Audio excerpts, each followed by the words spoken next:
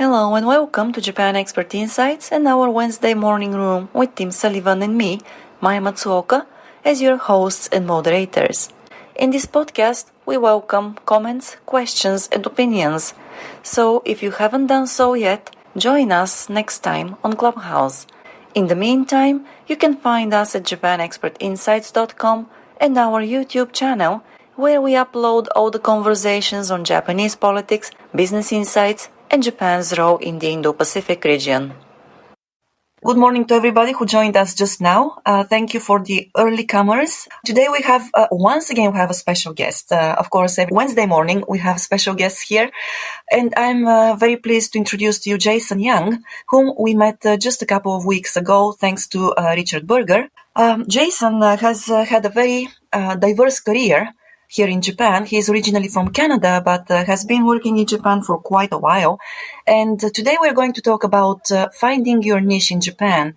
Based on his personal experience, professional experience, Jason is going to talk about this topic.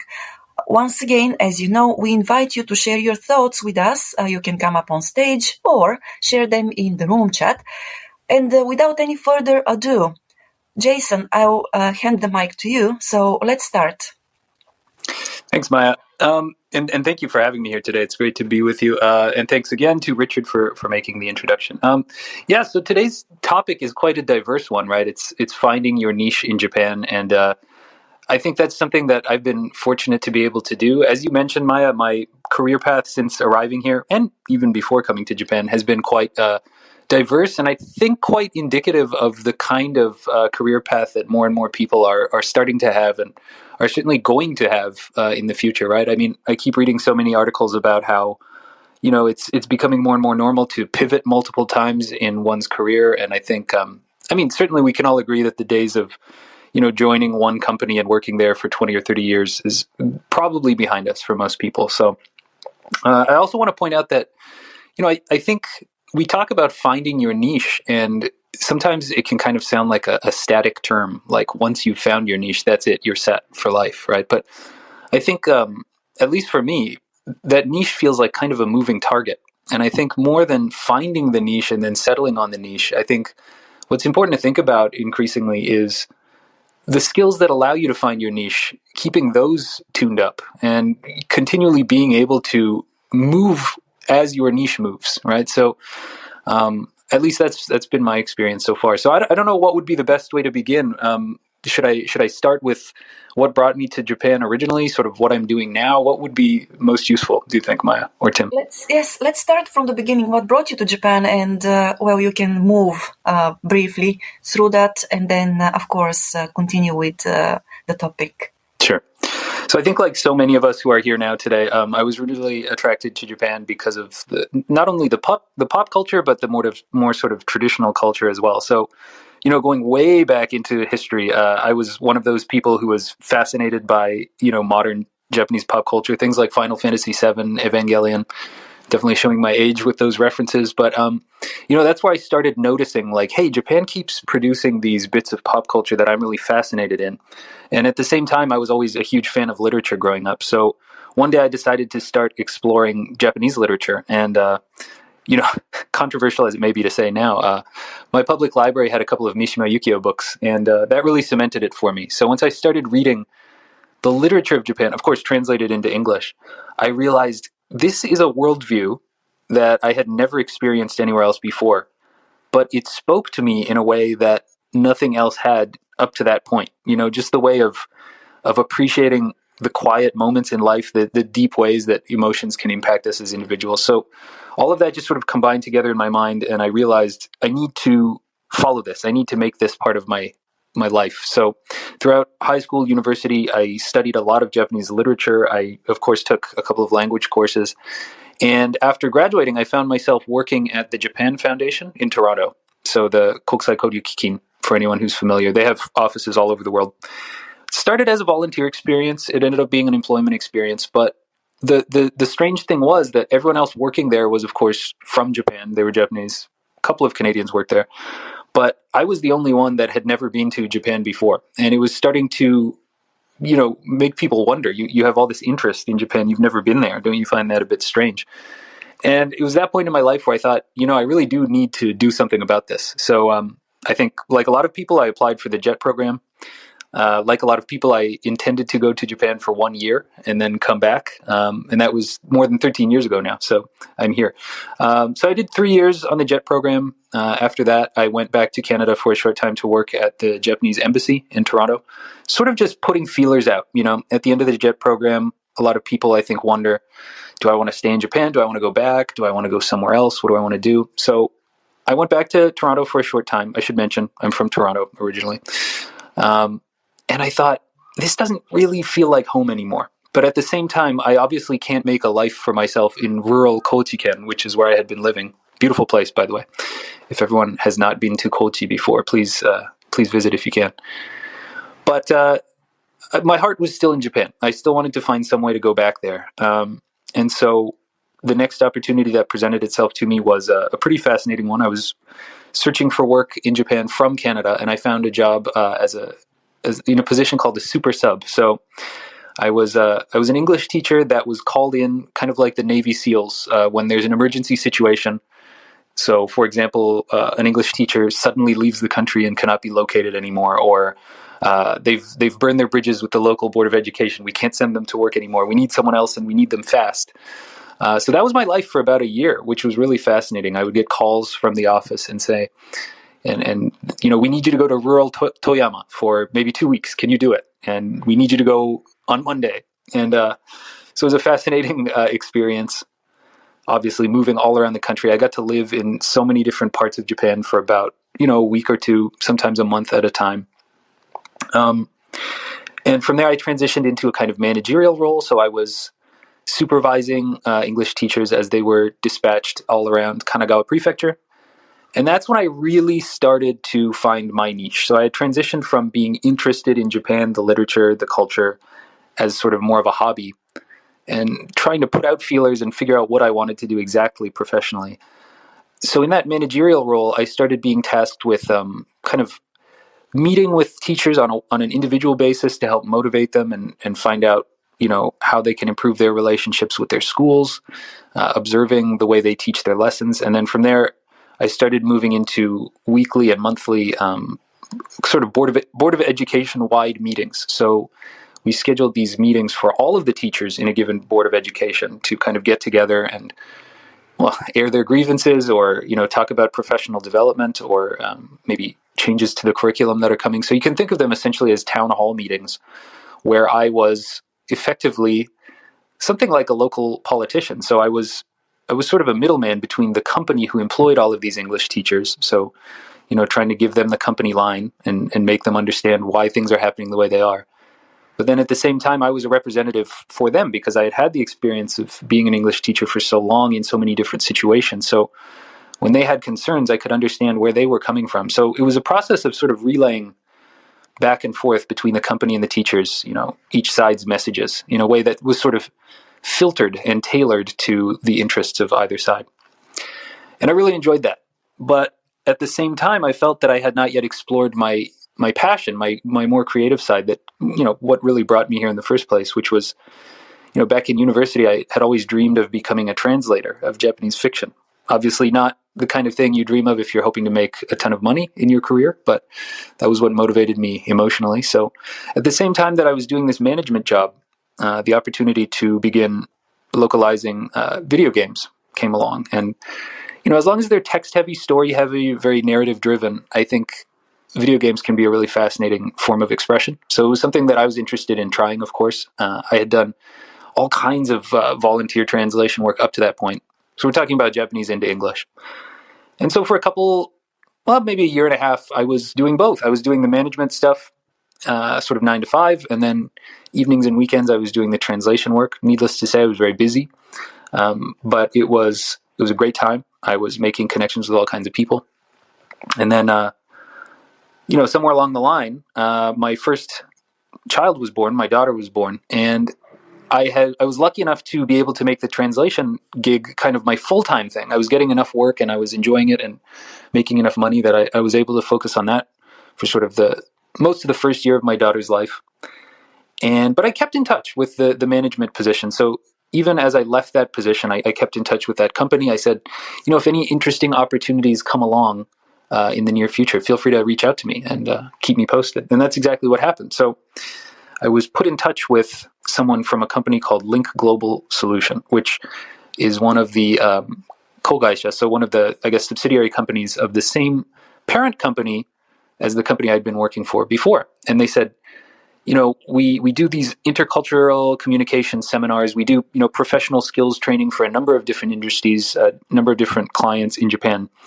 We're sort of in a pinch right now. I got this call, one weekend, completely out of the blue. And they said, we need somebody tomorrow to go to Narita Airport and work on the English skills training for the bus drivers who work out of the airport. And I said, okay, sounds fun. I'm available. Let me give it a try.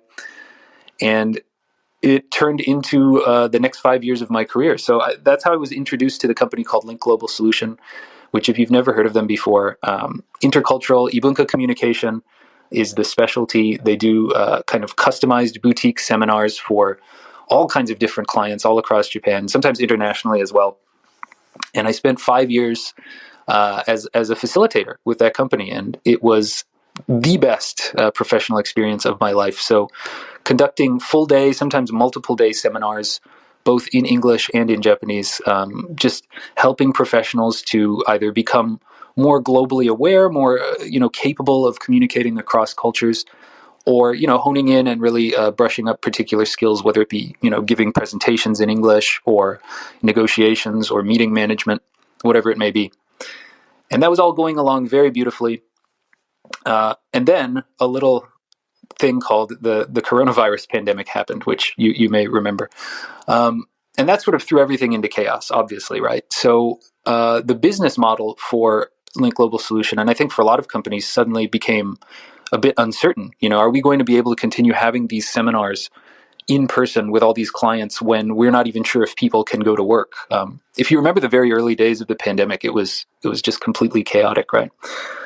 So it looked to me as though it might be time to sort of look for that next challenge. And, being a corporate trainer, I always felt that I could benefit from having more corporate experience myself. Working inside of a large Japanese corporation was something I had not done up to that point. I'd worked in certainly Japanese organizations, a number of different kinds, but I hadn't had that traditional, zaibatsu style experience. So an opportunity at Rakuten presented itself. And, the timing was just kind of perfect. An acquaintance of a friend of mine was working there, was looking to expand the global corporate communications team at Rakuten. And, my experience and my skills kind of lent themselves well to that. So I moved to Rakuten to a full-time seishain position in September of 2020.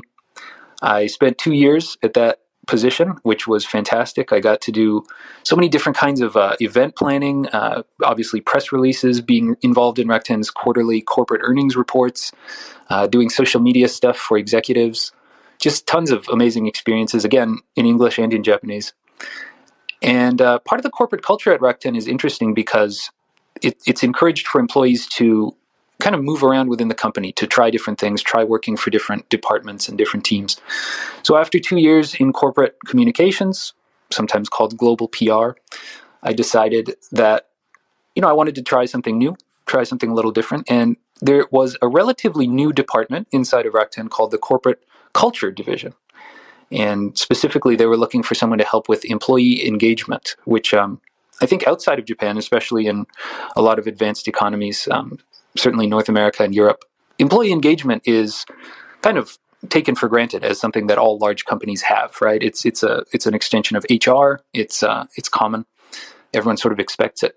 In Japan, on the other hand, employee engagement is sort of just getting started, sort of just finding its footing. A lot of companies haven't really started in earnest doing that yet, but as it often is, Rakuten was kind of ahead of the curve on that. And it just seemed like a perfect fit for what I have done up until this point, right? So it's an opportunity to, again, engage in seminar-style trainings, direct one-on-one communication with employees at Rakuten, try and find ways to make their employment experience more meaningful, keep them engaged so that they, are able to contribute to the company. Employee engagement really is about finding ways to keep employees productive, right? So very similar to what I was doing before with Link Global Solution in a way, only this time doing it in-house and doing it for a very different kind of audience. One thing you may or may not know about Rakuten is the workforce there is really incredibly diverse. Even within Rakuten Tokyo, there are people from more than 100 different countries all working together, which I think is pretty hard to find in Tokyo, right? There probably aren't too many companies who can claim that kind of diversity. So just again, incredible opportunity. So as you follow along my career trajectory, obviously non-traditional. Imagine trying to explain this to recruiters. That's something I've had to do in the past. You can imagine how those conversations go. But I think the common trend that you probably noticed is that it's all about saying yes to opportunities that come along somewhat unexpectedly, responding in a quick and proactive way to, challenges that are sort of outside of my control or that I did not foresee. And, planning in advance in a way that sets me up to be able to transition into, positions that become available. So I think that's really the key to finding your niche. Whatever your niche may be, it's investing in skills for yourself that you will be able to apply in a number of different situations. So for me, it's always been a very strong interest in language, in helping people to tell their stories in a way that is tailored to their specific audiences. So no matter what my job title is, and no matter what it is I'm actually doing day to day in the tasks that I perform, I look at it as always an act of localization. Everything I do essentially is localization, which is, in my opinion, is taking one way of saying something and tailoring it so that same message becomes more appealing to a different kind of audience. All right, so the obvious example is going from Japanese to English, literally changing the language. But as anyone who's worked in localization can tell you, there's a big difference between translation and localization. The popular term these days is transcreation, so that's sort of a third concept. But whether we're going from one language to another language, or even operating within the same language. So to give you a PR example, let's say that there's one extremely tech-heavy announcement that needs to be made because some very impressive breakthrough has been made in this one specific area of technology, but you need to be extremely well-versed in that area of technology to understand why this breakthrough is not only important, but interesting. You need to find a way as a PR professional to spin that message to a way that makes sense to the average reader who has no specialty in that specific area or has no advanced knowledge in that area, right? So that's an act of localization. And then even in employee engagement, you meet an employee who is struggling to communicate with their manager, struggling to thrive in a given situation. It's an act of listening closely to what that person has to say and then using your accumulated knowledge and skills to be able to convey that same message to, for example, in this example, to their manager in a way that sounds palatable to the manager, sounds like something we can act on, a problem that we can solve, right? So I would say that that's my niche. It's finding a way to position myself between someone who's trying to tell a story and their audience and helping them to finesse that message to make it more meaningful for the person who needs to hear it. So as we move forward into this era of AI and job destabilization and maybe fewer full-time roles, these certainly seem to be the trends. I would say that my niche will continue to be that kind of linking, localizing, storytelling, but increasingly I'm perceiving a very strong need for actual human connection. And what I mean by that is not just being part of a group, being part of a team who works together in a physical space, but I think people are really crying out for, the ability to connect deeply with one other human being. There are a lot of, frankly, lonely people out there, in all walks of life. And these could be people that have full-time jobs that work 9 to 5, Monday to Friday, but maybe they're feeling isolated because of language or because of working remotely all the time, or because they just simply don't feel that their voice is being heard at work. And maybe they don't have a family. Maybe they live alone. But whatever it may be, I think we can all agree here on this call that people are finding themselves in these situations where it's difficult to connect directly with people in meaningful ways on a consistent basis. So I think the more that we as professionals are able to provide that kind of just emotional support and deep human connection, the more meaningful the experiences we have will continue to be. So that's sort of what I'm challenging myself with, moving forward in the next couple of years is, building up my knowledge in emotional intelligence, in, traditional coaching skills, but just active listening and helping people to understand that their story is being heard and that it will be conveyed to the people that need to hear it. So it's a combination of that storytelling, localization, and then human connection. And I would say that that's my current niche. I hope it will continue to be. And I hope I'll continue to be able to find new and interesting ways to, keep employing those skills. So that's me in a nutshell. It was quite a long story, but I think there's a lot of connective tissue that needs to be sort of explained there to understand the full picture. But is there anything that I can go into greater depth on or any questions I can respond to at this time? Well, I just wanted to jump in and say so much resonated in your presentation. Just really, really well done. And there are so many points you made. I don't even know where to begin, but I'll just pick a couple and then I'll let Maya jump in. But, in terms of, developing your career, I couldn't agree with you more, in terms of, I'll just give my case. I didn't know what I wanted to do. I was a young, clueless kid. And so I actually followed your advice, even though I didn't know at the time, but I said yes to opportunities. And in my case, I think I did it inefficiently because I didn't know what I wanted. So I thought, well, I'm just going to keep trying something different and figure out what I don't like. And hopefully process of elimination, maybe what I do like. And I also found that in my case, stepping out of my comfort zone was what spurred all my growth. Even when I did things that were painful, like I ended up doing a lot of engineering work, and I am not an engineer. I'm not even close to it, but it taught me how engineers think, to be more logical, to be more analytical. And I put that in my, in my quiver. I think that's the right term.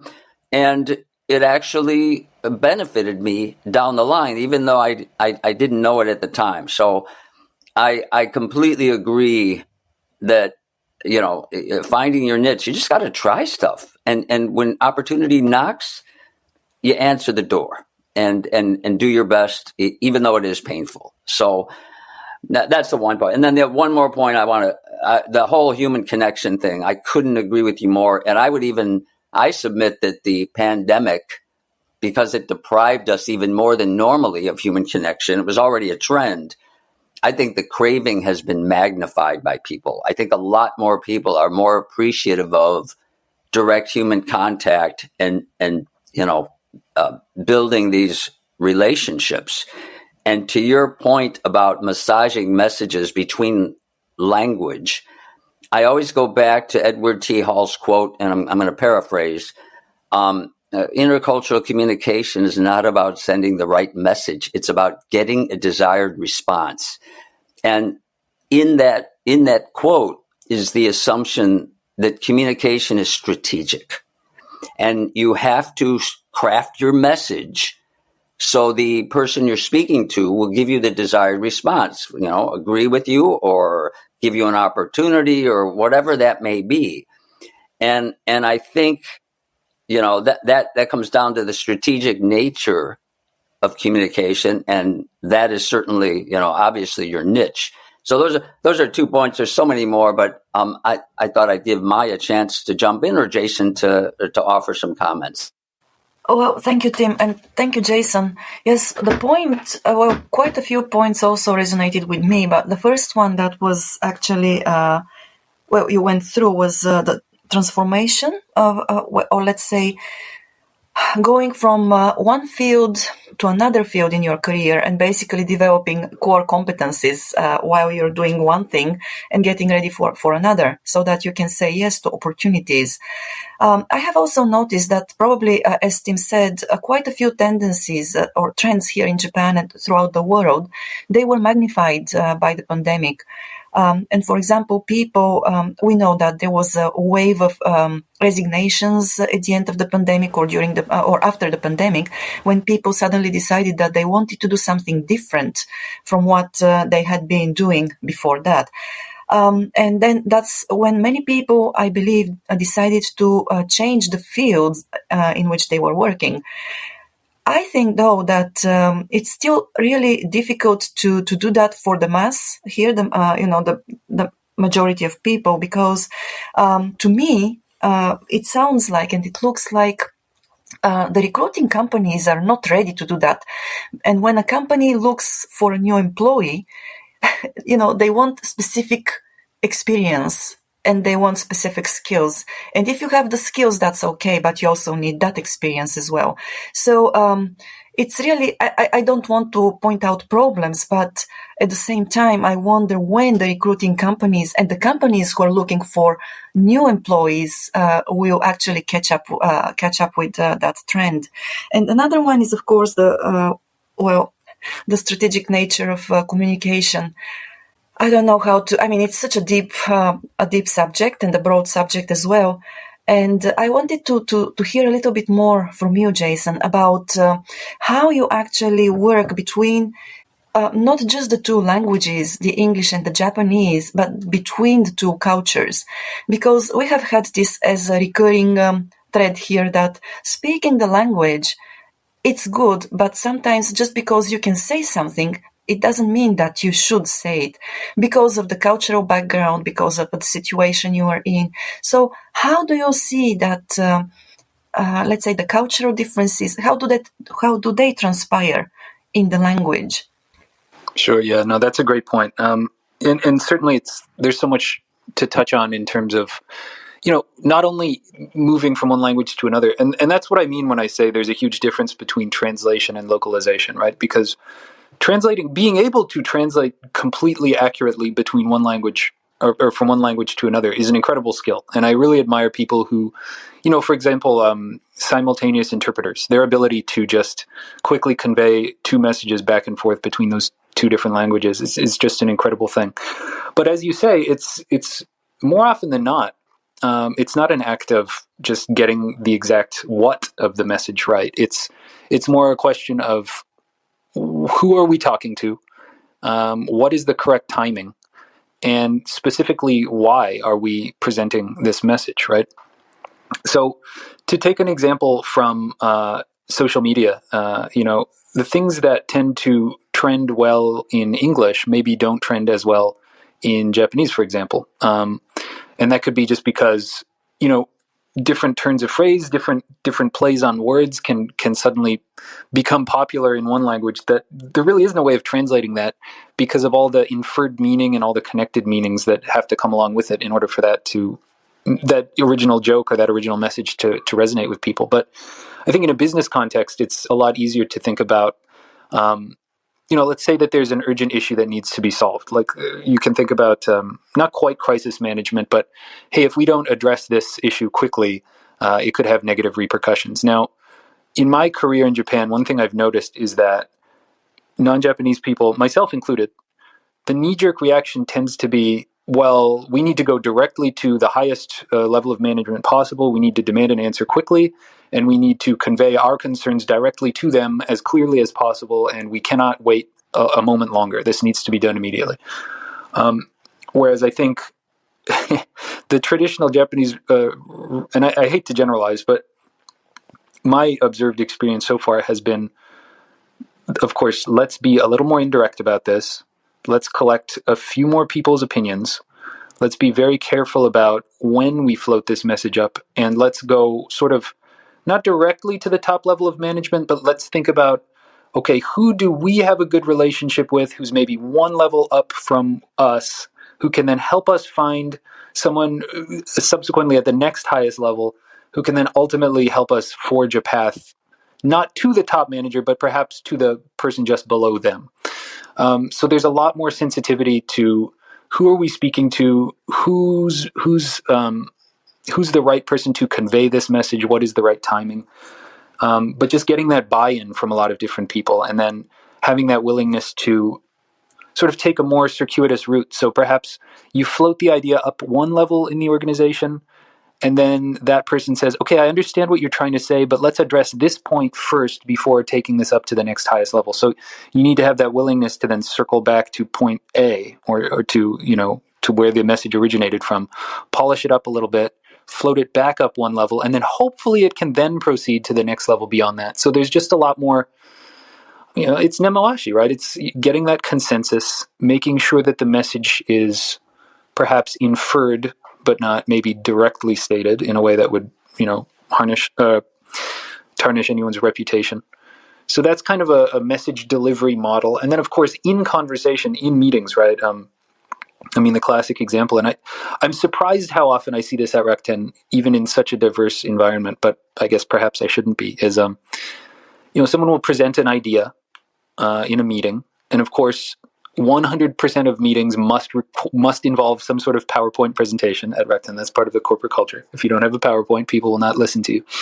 That's sort of an inside joke for anyone who's worked at Rakuten. But, people will invite feedback. And what I've noticed is that the non-Japanese members of the team will be very openly critical in the meeting and say, I like what you're trying to do here, but what about this? Or why did you choose to phrase it this way? Or what about this piece of data you missed out on? Right there in the meeting, in front of everybody. And for a certain kind of person, that's very comfortable and it's something they can respond to quickly. And for other kinds of people, it feels very confrontational and it feels like, well, why are you attacking me, right? So, just recently we had a conversation at work about creating brave spaces, which for anyone who's unfamiliar with the concept, I think by now we're probably all very well versed in the idea of psychological safety, of having psychologically safe places at work to communicate, which is where environments where people feel free expressing their true ideas without fear of repercussions. And a brave space is kind of an extension of that idea. So if we can level up the idea of safe space, brave space is then creating an environment in which we can openly disagree with each other and challenge each other. And, have those uncomfortable conversations right there in the middle of the workday because we trust each other enough to understand that we have each other's best intentions in mind. We're both interested in creating the best possible outcome.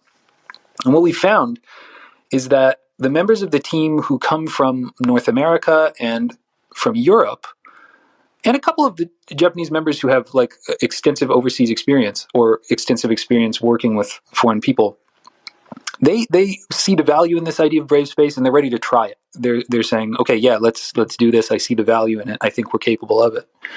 But a lot of the members of the team who are perhaps more domestically based or more, conservative in their opinions or whatever, and not coincidentally, I think all of whom are Japanese, they needed a lot more convincing that this is a good idea, that this is an idea we're ready for. Certainly they need more time before they're ready to participate in brave space discussions, right? Now, why is this? We can sort of throw up our hands in the air and say, well, it's just a cultural difference. It's never going to happen. But I think it really comes back to an idea that we always talked about at Link Global Solution, which is the concept, and it really does come from people's educational training, the idea that a person and that person's idea, the idea that they're presenting in a conversation or in a meeting, a person and their idea are separate. They're not inherently the same unit. And I think if you come from a certain kind of educational background or a certain, region in the world, that idea is kind of obvious. It's kind of baked into your everyday way of communication, right? But what I've found is that for a lot of people in Japan who are based in Japan, grown up in Japan, that idea is not obvious, right? When I present my idea, I feel a very strong association with that idea. I almost feel as if that idea is a part of me. Therefore, if my idea is being attacked in a public setting, in a professional setting, like a meeting, where perhaps my direct supervisor is also attending, the idea of someone then attacking that idea or challenging that idea is taken very personally, and people simply do not have the training to be able to respond to that. So that to me has been the clearest example of a difference between, one style of communication and another. And that's where a lot of localization work or a lot of message massaging, to use the term you used, Tim, is required, right? It's just understanding those motivations and those kind of traditions that are underpinning the ways in which people communicate. Because it's more than just the concept of language. It's what kind of emotional training, what kind of education have you had to get you to this point? And depending on where you come from and what your experiences are, that can be very, very different. Yeah, that's a great example. And, one of the main things that even Westerners might not realize is that baked into our thinking is, one, the idea is that truth is at the top of the hierarchy of values. And then add to that what the Greek philosophers did. They created the dialectic, which ostensibly was to get to the truth. And so we kind of take that for granted, that one, the truth is the most important thing. And two, one really good way to get there is to openly debate and let the best idea win. And on the Japanese side, you have the Confucian harmony value that, the Japanese value the truth, but when truth and harmony collide, sometimes the truth temporarily gets swept under the rug. So harmony, at least surface harmony, can reign. And yep. So I was in a seminar with a major Japanese company, and I was explaining this, and one of the Americans, actually it was all in English. One of the Americans said, "Thank you for explaining that, because it explains an experience I recently had. We were in a meeting. It was a design meeting, and it was a video with our parent company in Japan. And one of the Japanese engineers in Japan gave some data that had been debunked, and I knew it was not true. But just in case, I turned to my Japanese boss who was sitting next to me, and I quietly let him know that data was no longer valid. And my boss said, 'Don't bring it up now. I'll take care of it behind the scenes.'" And there's two things you can learn from that, is that it's not like it's not going to be taken care of, but you don't want to put it out there so this guy loses face. And to me, an American, I wouldn't have gotten angry if somebody had said, "No, Tim, that data is obsolete, blah, blah, blah." It's not a big deal for me. But to a Japanese, it very well could be. And then the other point is something that you kind of implied, is that when you're trying to get stuff done in a Japanese organization, one of the best things I learned, and it's kind of a shortcut, is you learn to develop relationships so people are your advocates and allies, and you can bounce stuff off them before you take action. So they're kind of your own little internal mentor, advisor, consultant, advocate. And and obviously you want to connect with somebody who has clout in the organization, to use a Chicago word. This story is an example that also shows the importance of, before you jump, maybe just talk to a Japanese person, get their point of view. So those are all really good points, Jason. Yeah, I think I just want to respond to one idea. I certainly agree with everything you said. Also, I didn't realize that clout was a Chicago word. That's such a social media word now. But you're right; it kind of does have that sort of Midwest connotation as well, doesn't it? Thanks to dirty Chicago politics. It wouldn't exist without that. I didn't realize that. That's a really good lesson. Thank you. The idea of finding advocates and people to help amplify your message, it comes back to this idea of building those relationships, right? And once you've established those and made those really strong, the next idea that you have is automatically given this kind of level of approval, right? It already has this kind of tacit approval attached to it. Doesn't mean you don't have to work to prove the validity of it, but once you've got those advocates and those connections within the organization, it automatically strengthens any future or subsequent ideas or messages that you might want to put out. And why that's so fascinating to me is because that's exactly the kind of thing that helps messages resonate on social media as well. I just saw a post on LinkedIn late last week, which was about the people who get the biggest response on LinkedIn are the people who have continually gotten big responses before. Because when people see posts from someone that they've read posts that they enjoy before, they're automatically inclined to be more sympathetic or to, better receive subsequent message from that same person. So it's this idea of building your brand and, gaining followers on social media that everyone's very familiar with and comfortable with. We all understand what that is now. That idea, that concept already existed in Japanese organizations for decades. God, I don't even know going back how long. So, and I don't think that's unique to Japanese organizations, but I just think it's really interesting to find that commonality there. So yeah, I just wanted to mention that. Thank you for Good morning, mentioning. Yuka. Hi, good morning. Hey, thank you. Hi, Jason. Nice to meet you. Hi, Yuka. And yeah, I can see why your niche is your sort of your ability to to understand the nuanced communication. Yeah, your presentation was excellent and it was very clear. Thank you. But I have a question. Oh, by the way, I get this for so I just learned this term, the morality in Japan. It's called situational. It's not because Japanese tend to twist out the truth and the reality, but sometimes morality can be interpreted differently depending on the situation. And I thought that was an interesting term. My question though, let's say you said, let's say I'm aware of my niche. Let's say, okay. But then I am in a position to sort of present to a sort of recruiting world that, hey, this is my niche, but I need to find a position which I can, in which I can use my niche.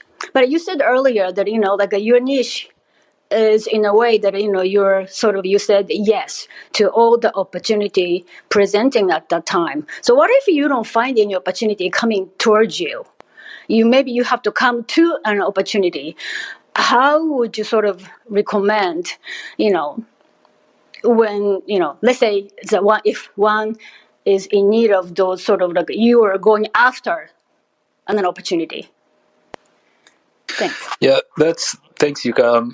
That's a really difficult question to answer because I think it depends on your appetite for compromise, ultimately, right? I think it's all well and good to understand what your niche is, but it's another to try and convince someone else that that niche is useful to them or is capable of, addressing their needs. So, in other words, maybe your niche is a square, but the hole that they're trying to fill is a circle, right? So, I think when you're looking for opportunities, it's a question of what kinds of opportunities can I potentially address using my skill set and my niche, right? And then generating a big list, looking at all the potential kinds of roles that you might be able to, potentially fill. And then thinking about it from a recruiter's point of view. So trying to imagine if I'm coming to a recruiter, it's one thing to say, okay, here's my skills, here are my experiences, please do your recruiting magic, find me a position. Most recruiters aren't going to be able or capable of dealing with that because they're used to plugging a round hole with a round peg, right? They're used to finding the exact person with the right skills, the right experience that the employer is looking for. So you need to set yourself up to have successful negotiations and be able to say, from an individual perspective, here's what I can bring to the table. Here are the areas where I'm maybe lacking or the experiences I don't have on my resume, but I'm hoping to gain. Here's how I can separate myself and demonstrate more value than perhaps the ideal candidate, right? So the ideal candidate has exactly the skills, exactly the experience we're looking for. That's who you're competing with. And if your niche alone is not enough to get you through the door, you need to demonstrate a willingness to learn those new skills that are required and to say, well, here's what I bring to the table that your ideal candidate does not. So in other words, you need to be able to demonstrate clearly what the hidden advantages of hiring you over the ideal candidate are. So in other words, here's all this plus alpha, here's all this extra stuff that I bring into the position that you as an organization don't even realize you're missing or don't even realize you could benefit from. And the only way you're going to get those things is if you hire me. All right. So that's how you kind of, or those are some ideas I would use to try to persuade, hiring managers and recruiters. And then from a personal perspective, you need to be willing to compromise in the sense that, once you've cultivated your niche, you're very, that's what the word means, right? You specifically have these skills, these tasks that you want to perform. Any kind of job that's being posted by an employer is necessarily going to have these extra things that either you don't want to do or that you haven't done before or that you've previously identified you're not necessarily the best at doing. You need to be able to say, to what extent am I willing to take those tasks on as well, right? So that I can either learn new skills, or so that I can maybe grin and bear it or gaman through those less desirable tasks, just simply so that I have the chance to do the tasks that I love to perform. So, clear example of that for me was working in corporate communications. Yes, I love writing. I love translating. I don't love having 5-6 hours of Zoom meetings every single day. I don't love finding out nothing at all about a project until 24 hours before the deadline, because I'm not high up enough in the chain of command to be exposed to the really sensitive details, right? But those are just things that come along with corporate communications. So for me, it was about 50% things that I absolutely love to do and that I'm good at, and 50% things that I'm either not very good at or that I simply don't love doing. And for everyone, that equation is going to be different, but it's always going to be a process of finding out, what percentage of the work is the stuff I'm really hoping to do and love to do, and what is maybe not that, right? So I hope that's helpful. I should fully state that I haven't been tremendously successful in the past when I've worked with recruiters. I've always used kind of non-traditional means to find my next opportunity, but those would be the points of advice I would offer. No, so maybe that's a great niche that you have to be able to go through, to find a great job through, like maybe in networking. So can I expand on my question a little bit? Absolutely. So when your niche is seems like everyone's niche tend to be very intangible, right? Like our sort of my product is me, and then I'm not like a Tesla. So when your niche is very intangible, how would you recommend putting that, my sort of offering, on paper? Am I asking another kind of a difficult question? Yeah, but those are the best kinds of questions. So I think my approach certainly has been to put as much of myself out there as I'm comfortable with, right? So when your brand is well established and everyone knows what your brand is, if you're Coca-Cola, if you're Tesla, you don't need to do a ton of advertising because people already know what that is. People know when they want a Coke, they know where to get one, they know what it is, they know exactly how to find it, and etc. Right?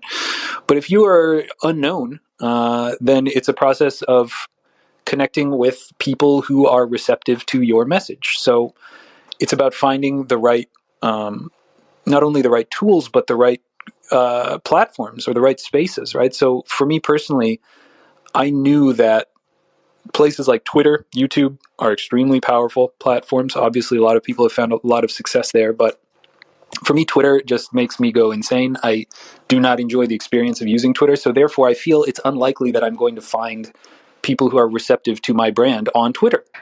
So instead, I chose to focus on LinkedIn and on another platform called Substack, right? And sort of other less well-known platforms where I've been able to find like-minded people who inspire me to not only put my message out there, but to learn from what they're doing and make my message better, right? So it's about finding places and platforms where you already feel comfortable. Something about the way people use it or the way people communicate there makes you comfortable, that attracts you to it in the first place. And then looking at the people who are more successful there and sort of trying to emulate what they're doing, but in a way that speaks to your values. So I guess what I'm ultimately saying is if people don't already know your brand, you need to find a way to get it in front of their face. And you need to do that in a way that's authentic to you, or else no one's going to want to read it or listen to it.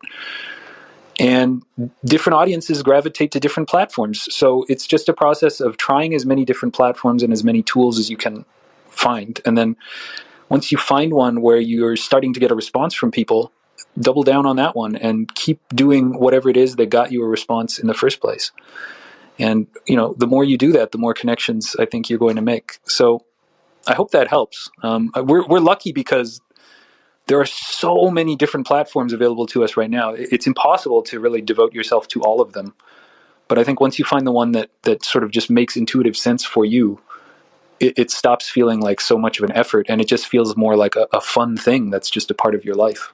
Does that resonate with you at all? Yes, yeah, it does. Thank you. And so through LinkedIn, you found Maya and Timothy? I mean, you could put it that way.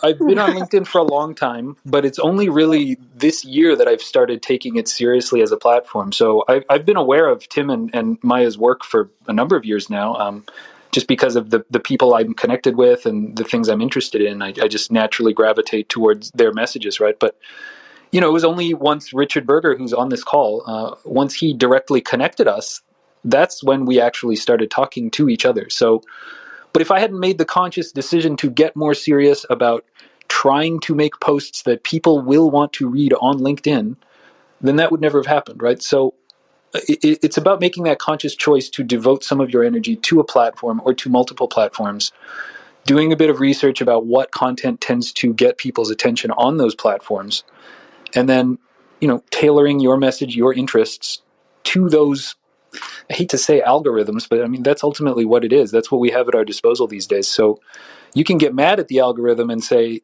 stop delivering me all this garbage content, or you can attempt to understand the algorithm and use it to your advantage, right? And once you start doing that, and once you start being authentic to yourself and just putting yourself out there, it's scary, and some of the posts you put out there are going to flop, and no one is going to care about them, and sometimes that hurts. But it's about being consistent and just continuing to at least try, and that's how those connections happen, at least for me.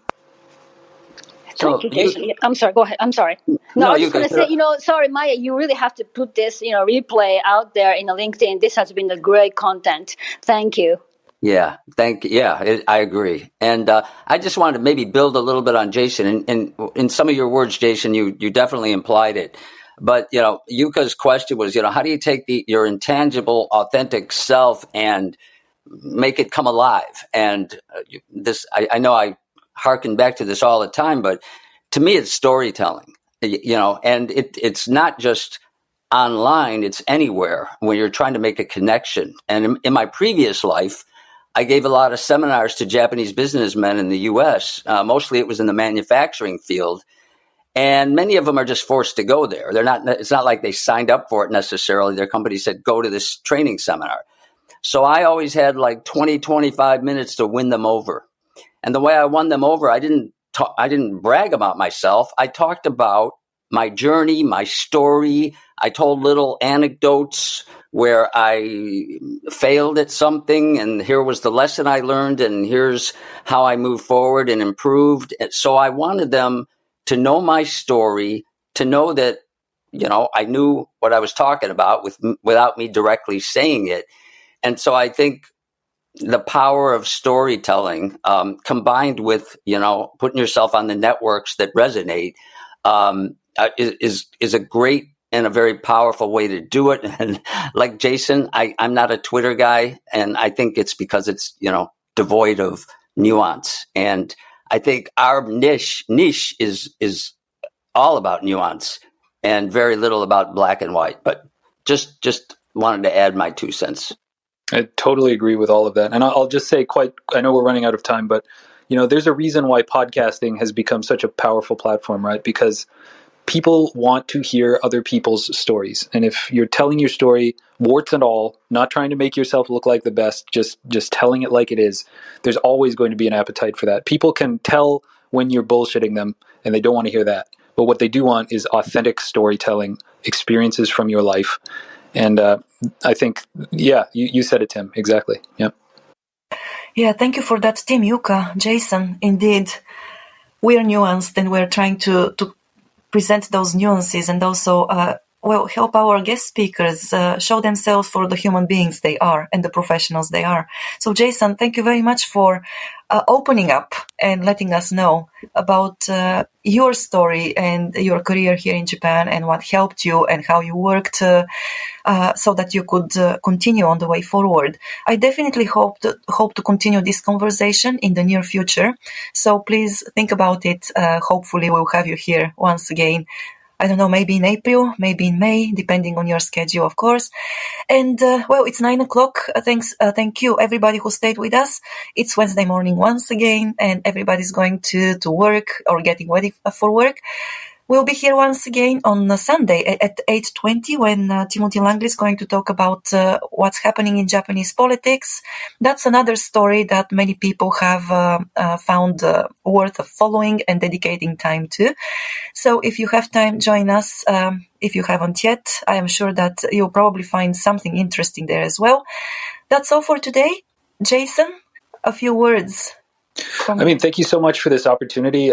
I wish we had more time. I feel like, yes, we're an hour into the conversation, but I feel like it's just now really getting good. So, I would absolutely love to come back and continue the conversation. Thank you to everyone who's listening. I hope it was meaningful for you. I'd love to have a chance to speak with all of you as well at some point in the future. So, if you're at a difficult place in your career right now, just don't give up. Keep trying. Keep putting yourself out there. And best of luck to everybody. Thank you so much. This was a excellent presentation. I really enjoyed it. Thank you. Thank you. Thank you for tuning in today. We will be on air next week on Wednesday at 8 a.m. Japan time again, so join us. Until then, you can find us at japanexpertinsights.com and our YouTube channel. If you want to stay informed about our upcoming events, follow us on Clubhouse, LinkedIn or Twitter. Again, we are looking forward to your joining us next week. Until then, stay well and make the best of the day. See you!